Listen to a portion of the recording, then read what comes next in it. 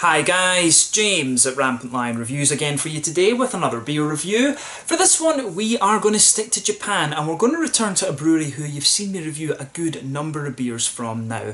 But this is one that I saw in the shop and I just had to pick it up. I just really liked the name of this one, and you know, if you speak to Michiko, my girlfriend, she'll tell you that the name of this one just kind of suits me down to the ground, mainly because I'm always trolling her.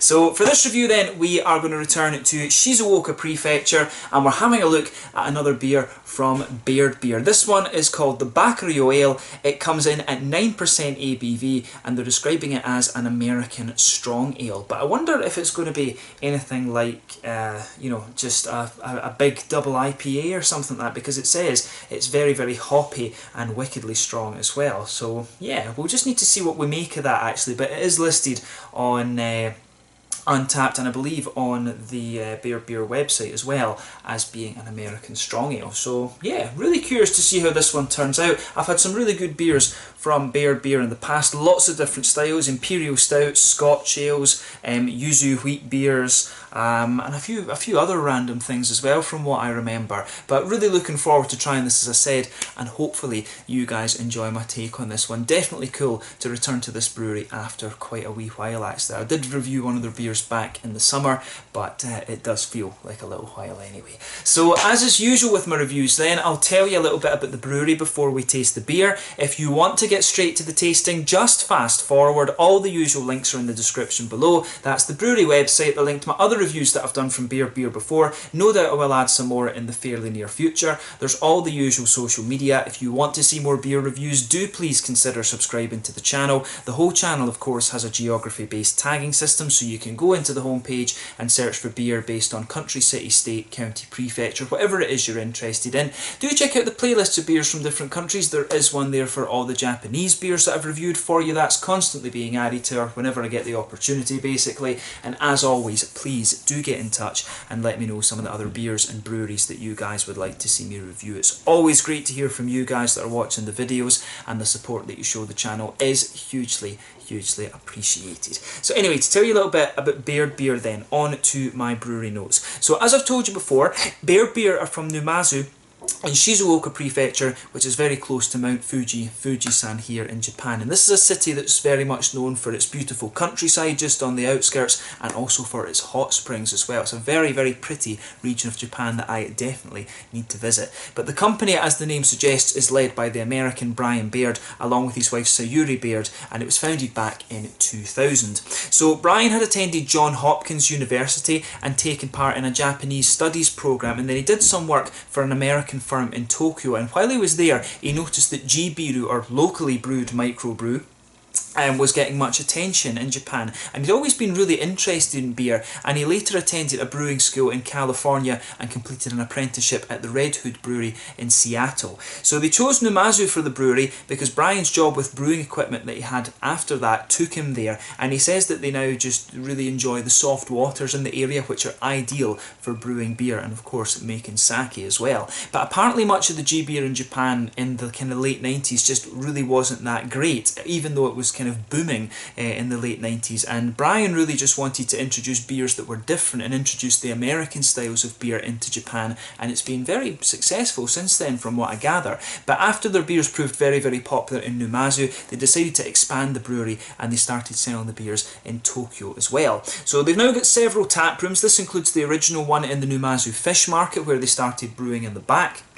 And they've also got one at the new brewery in Izu as well. But they've got pubs in the Shibuya area and Meguro districts of Tokyo, and they also have one in Yokohama as well. The one in Shibuya is called Harajuku, which is Japanese food. The one in Meguro is called Nakameguro, they serve beer and pizza, and the one in Yokohama is called Bashamichi, which is an American slow grill. So hopefully the next time I'm up in Tokyo, or if I get to visit Yokohama, I can go and visit one of the Baird restaurants. It would definitely be cool to visit the tap room at the brewery as well. That's definitely something that I would like to do. But these days they've got quite a lot of different beers. I think it's somewhere in the region of 100 different beers that these guys have produced. But they've got their regular range, They've also got their seasonal range, and they do various kind of one-offs and collaboration brews as well. So yeah, you can always get something really interesting from these guys. I believe this one is one of the seasonal range, and I think the Hop Havoc that I reviewed for you back in the summer is one of the regular range. But the Yabai Yabai, the Scotch Ale, and also the Dark Sky Imperial Stout, those are in the regular range, if I remember correctly. I think I've reviewed the Tengoku IPA, which is a regular one if I remember correctly, but I do need to have a look at this, what's it called, the Suruga Bay Imperial IPA. That's definitely one that I would like to have a look at. There's also Wheat King Wit, which was in the regular range at Systembolaget. I'm not sure if it is still there back home in Sweden. But yeah, lots of different beers to have from these guys, and they are definitely worth checking out if you get the chance. Definitely one of the easier breweries to find from Japan in the outside world, if you can say that. These guys do a little bit of exporting as well. But yeah, that's all you really need to know about Baird Beer for the moment. If you want to learn more, of course, you can check out the brewery website in the description below. You can follow them on Facebook and Instagram to keep up to date with all the latest goings on. And of course, you can check out the Rate Beer and Untappd pages to get information on all those different beers that they do. But in fairness, their website does have a very good section of its own that tells you a bit of a story pardon me, about each beer. So yeah, let's talk a little bit just about this beer itself then. So as you can see, the artwork on these Baird beers is absolutely beautiful. But as I mentioned to you at the start of the video, this one is described as being a 9% American strong ale. It's got a malt base of Pilsen, Czech Pilsner malt basically, Munich wheat and caramel malts. It just says that they use various hop varieties. Quite often on the website they will tell you, but obviously there's just a good few in here. And it also uses a Scottish ale yeast strain from in-house, and it also has Japanese kokuto dark sugar added to it as well as being krausened at the end. And krausening, if I remember correctly, is basically where they blend you know, I think it's where they blend like a raw beer and kind of blend it in with a slightly older one at the end. So I think they brew 2 batches of this and kind of mix it together actually. The only other Krausen or Kreuzen beer, I think it might actually be called in German, that I've had was from Schlenkerla in Bamberg, and that was really quite interesting actually. I think it's usually they put in a lager beer at the end of the brew, if I remember correctly. I don't know if you have to be that specific with the styles and things, but Krausening is a type of blending, if memory serves correctly. But yeah, let's get on and actually have a taste of this one then. So I'll just let you have a little look at the artwork before we open it up. As you can see, it's got that very distinctive artwork that you normally get from Baird. The name Bakaryo. So a lot of people who are Japanese nerds, and you get a lot of gaijins over here in Japan, a lot of Westerners who are like anime nerds and things. I have to admit, I was never one of those. I just came to Japan because I thought, well, castles and things like that are pretty cool, very old country. But yeah, a lot of you who are anime geeks and things like that will know the word baka. It basically means idiot or moron in Japanese, and bakaryo is the kind of longer version of baka basically. But you can see the kanjis on the side there. The kanjis here are henketsu, which is a slightly stronger version, or a kind of way of emphasising it, I think you could say, actually. But it says on the side here, Bakaryo Ale, pungently hoppy and wickedly strong. And it said on the website as well that this one was apparently the kind of brainchild of Chris Pohl, who is the brewery operations manager. So this is one I think that he just did to... He basically just wanted to make a stupidly crazy beer. I think that's the idea behind the name. But there you can see the Baird Beer bottle cap on that one, the distinctive kind of red with the 2 beers on it, Baird Beer. So yeah, without further ado then, let's get this guy out and we'll get on with the tasting. I'm really curious to see how this one turns out. Incidentally, this was another beer that was bought at liquor shop Asahiya in Taishibashi Amaichi in Osaka, run by Koji and Rika, a father and daughter team. Great selection of Japanese beers, nice American things these days, as well as some other unusual European ones, some things that I've never seen back at home, and a great kind of treasure trove of German traditional and Belgian traditional beers as well. So if you find yourself in Osaka, definitely go and check out their shop. I'll put the Facebook link in the description below, and they're also on Instagram as well. That's where pretty much all of my Japanese beers that I review on the channel for you here come from. But yeah, let's have a little look at this one then and see how we get on. So I have to admit, I didn't think it was going to pour this dark. I mean, in fairness, that might be the sugar that's been put in this one, the Kokuto sugar, but you know, that is a hell of a dark beer. This one really is a very kind of dark chestnut. There is a little bit of a kind of mahogany edge to it, in fairness, but you can see the head on that is really retaining quite well. There's a nice 2/3 finger of a frothy, I would say very light, kind of beige, almost fawny coloured head coming into this one. 1 or 2 big bubbles sticking towards the side of the glass, a few little ones heading up towards the bottom of the head there, but you know, overall just a very, very dark looking beer. This one's almost the same colour as, for example, like a Schwarzbier or a you know, a Czech Tmavy or something like that. You know, this is a very, very dark looking beer, and I did not expect that. To get a colour like this, you know, you've really got to use certain types of malts and things, and I mean the malts that they're using in this, Pilsen, Munich, wheat and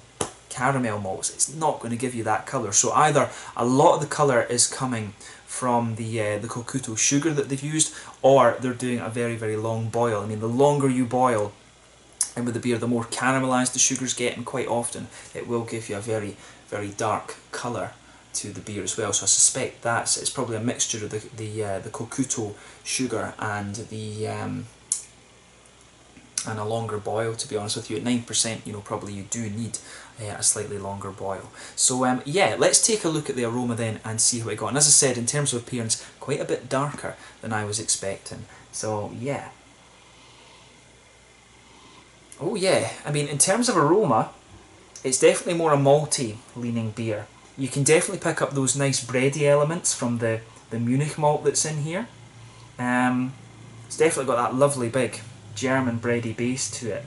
You know, you can smell some of the white bready notes, this kind of stronger wheaty qualities in there as well. So a very smooth bready base to this one. It almost comes across, pardon me, as being a little bit kind of brown bready. There is an element of brown sugar to this one, but you know, it's not all that prominent. I mean, it's maybe a little bit like a kind of toasty caramel or something like that. So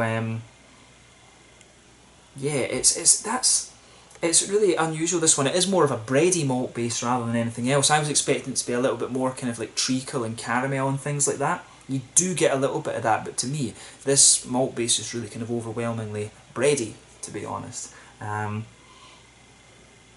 So yeah, really more of a malty leaning beer for me in terms of the aroma. You do get some of the nice kind of hops out of it, but it's not kind of pungent and in your face. You'll get a little bit of earthiness there, some nice big kind of floral qualities as well, and some lighter grassy notes. But you do get a big oily fruitiness out of this one. It's not too pungent in terms of the kind of green side of the hops, if you like, although I would say the green side leans towards the kind of floral aromatic end of the spectrum rather than being more grassy or more earthy.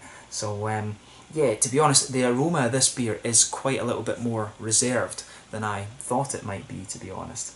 But yeah, I'm sure, knowing Baird, it will show out in the flavour a little bit. Their beers can have a little bit of punch in the flavour, I have to say. So yeah, on the fruity side of things, I want to say there's a little bit of an orangey quality in there. There's a little bit of the darker grapefruit, but it's also got a bit of a kind of red fruity and berryish quality to it, which is interesting. I do wonder if Williamette could perhaps be one of the hops that they've used in here. There's just something like blackcurranty or blackberryish, and you know, a characteristic of Williamette. There is just something about this beer that's telling me there might be a little bit of that in here.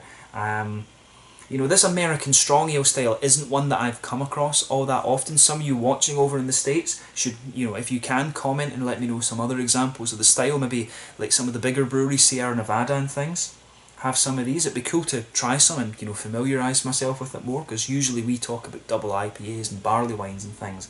So yeah, I'm not overly clear on exactly what the difference is, except that these have a bit more kind of malt and things in them, and usually the same kind of bitterness as like a double IPA or something like that. But yeah, it's probably just, you know, what kinds of malt and things that separate the styles.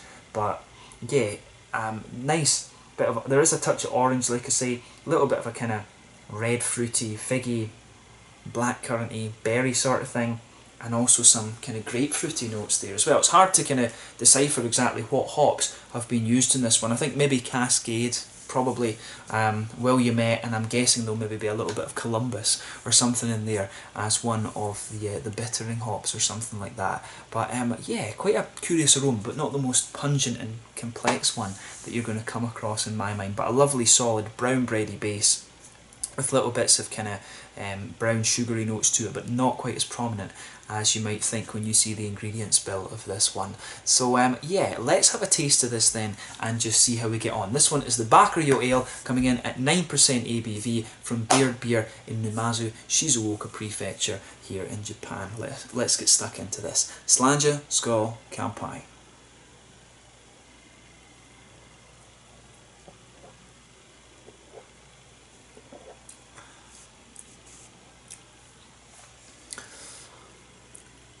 That's pretty nice. I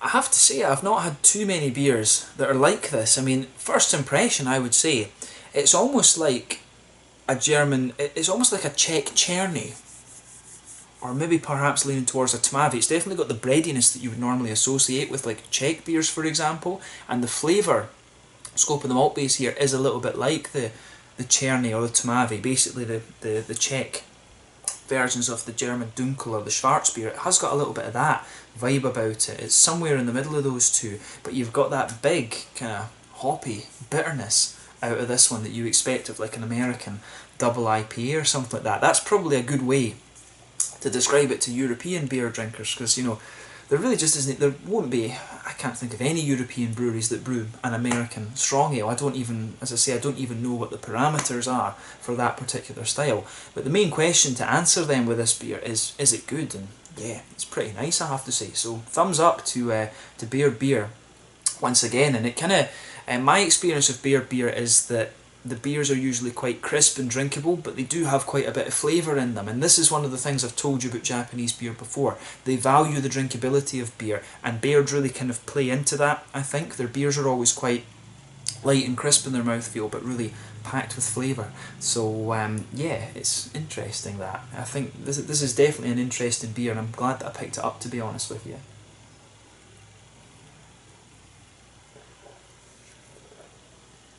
You know, it wasn't too pricey either. It was about, I think it was about 700 yen I paid for this one. So that's what, about £5.80, something like that. So that'll be like €7. Well, it'll be in dollars. It'll be about, yeah, like $7 for a bottle or something. So I mean, you know, it's not bad. For a big 9% beer, you'd normally expect to pay nearer like 1,000 yen or something like that. So yeah, pretty solid on the prices with this one as well. And Baird Beer is always fairly reasonably priced, I have to say. So yeah, let's try and break down the flavour of this one then. So middle of the palate, you've got a nice smooth kind of bready quality there. You can really feel that's the German malts coming out of this. The wheat malt will be playing a role there as well, but that nice kind of Munich malt, that's what really kind of stands out to me in this one. Towards the back of the palate, you can feel a little bit of that crispness coming in from the Pilsen malt, and that will be why that's in there, just to give the beer a degree of crispness and suit the Japanese palate. But if you go into the centre of your tongue, you get a really nice brown sugary quality to this one. It's definitely got a little bit of that kind of treacly molasses sort of thing, but as you move out from it, it starts to become a little bit more like, you know, sugar cane. It starts to have that kind of lighter, almost, it's not quite the same as rum, but it's the same kind of, it's almost like a kind of caramel wafer biscuit. If you think about an ice cream cone, you put caramel sauce on it and then you bite it, you can feel the brown sugars just getting that little bit lighter, and eventually they become a little bit more kind of biscuity, and like McVitie's digestive biscuits, or cookies as the Americans would say, and you can feel that transition just going from the very centre of your palate as you move out towards the edge of the tongue. The reason I was saying earlier that this beer is a little bit almost like a Czech Cherny or a Tmavi is because it really has that smooth bready base that you expect of a Czech lager, and the way that the brown sugars come out in this, it's a little bit darker than you might get from a Cherny or a German Dunkel, but it's not quite as dark and toasty as you might expect from a a Tmavi, a Schwarzbier, is always a little bit drier and more roasty, I think, than the Czech Tmavi, which is more, the bread kind of smooths it out a little bit. So there really is, to me, there's just an element of Czech base to this beer, but it really has the big hoppiness to it. So I'm wondering now, is an American strong ale like a big bready malt base with just a load of hoppiness into it, rather than being, you know, a full out IPA? And of course the thing that defines an IPA is the malt to hop ratio. So yeah, food for thought on this, but yeah, big kind of almost Czech Tmavi or Cherny like malt base on this one. So yeah, I do like how that goes together. I do like those styles of beer.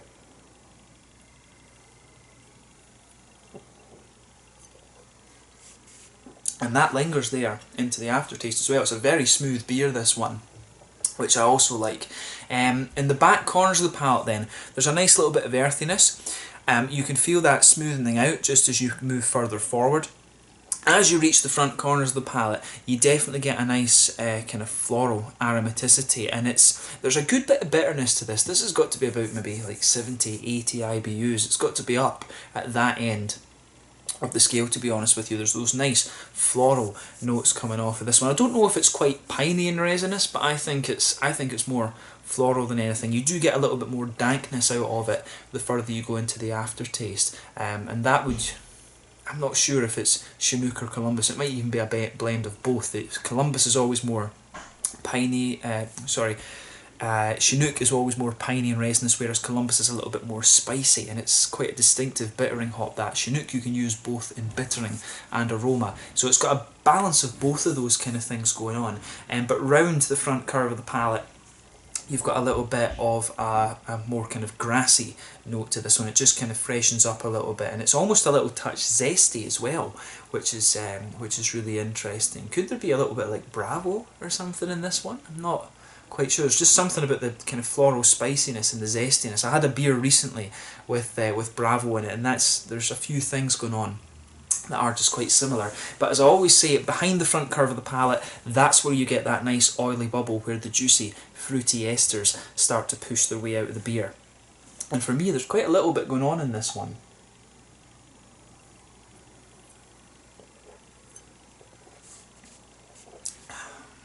So yeah, towards the back of that oily bubble then, there's a little bit of the kind of darker grapefruit, but as you move further forward from it, it becomes more kind of orangey and oily, and I like that about it. If you've watched the channel before, you'll know that I love my big orangey IPAs like Amarillo, and you know, there's a Zaka and Mosaic and Pacifica and Sabro. There's a lot of hops these days from all over the world that give you these big orangey flavours. Mandarin and Bavaria as well. But there's definitely a bit of an orangey quality to this one. But as you go further into the aftertaste, on the tip of the tongue, you'll start to get an almost kind of lemony zesty note. I mean, could there be a bit of Centennial in here? I don't really get any limey notes out of this, which would signal like Equinor or even Motueka from New Zealand, Motueka.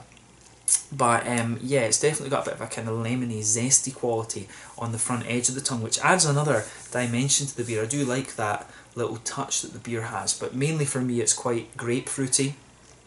And it's more of a juicy grapefruit rather than a pungent grapefruit, if that makes sense. Kind of oily oranges at the front. It does have a little touch of the red fruity quality that I was talking about from the aroma, so there is a wee bit of a kind of sort of figgy, blackberry-ish type quality to this one, and you'll notice that on the front of the palate too, but you've also got that kind of lemony zestiness, which is mixing in with the grassy notes in the beer as well. But I mean, you know, overall, this is a really quite interesting beer. If I compare it to other things, it really strikes me as having, you know, it's like, it's got the American West Coast double IPA type bitterness to it. It's got the American West Coast double IPA hop character, basically. But it's more like Cherny-like or Tmavi-like in the malt base. So it's a really interesting combination, this one, an American strong ale.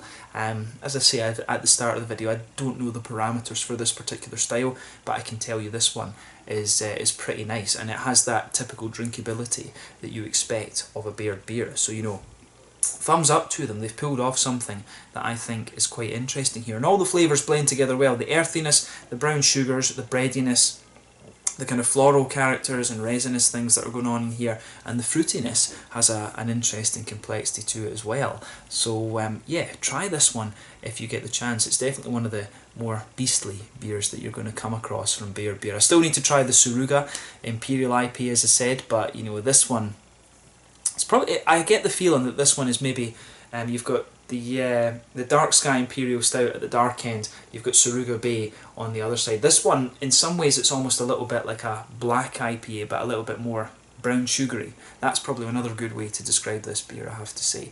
But the main question is it a good beer? Answer is yes, but some really interesting flavours going on in here.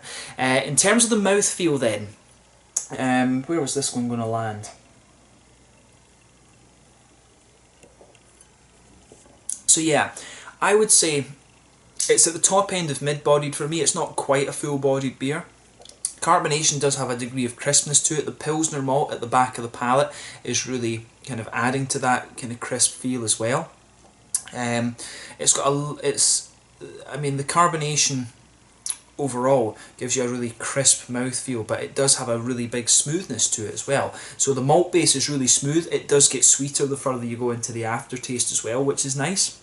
A good bit of hoppy bitterness, as I said earlier. I reckon there's probably about 70 or 80 IBUs in this one, and you've got a nice big oily fruity note to it as well. But overall, a really interesting beer, this one, and I'm glad that I picked this up. I picked it up mainly just for the name, but it turned out to be a really interesting beer. I like things like this on the channel where I have to think a little bit more and compare it to other styles. So the two ways to describe this, definitely you know, Cherny or Tamavi like in its malt base with the American double IPA hoppy bitterness, or it's either just a very smooth and bready black IPA almost, but or with a little bit more brown sugar. So yeah, I really like this one, and I certainly wouldn't hesitate to drink it again. But you know, that said, it's 9% ABV. You only really need to drink one of these at a time. So yeah, let's leave it at that. This one is the Bakaryo Ale, an American strong ale at 9% ABV from Baird Beer in Numazu, Shizuoka Prefecture here in Japan. Definitely cool to return to this brewery once again, and I'll see if I can review the Suruga Imperial IPA for you in my next Baird Beer video. But if you get the chance to try this one, check it out. Definitely one of the more quirky beers that I've had from these guys over the last little while. But yeah, thank you again for watching my beer reviews. Let me know your own thoughts on this one in the comment section below. Let me know your favourite beers from Baird Beer as well.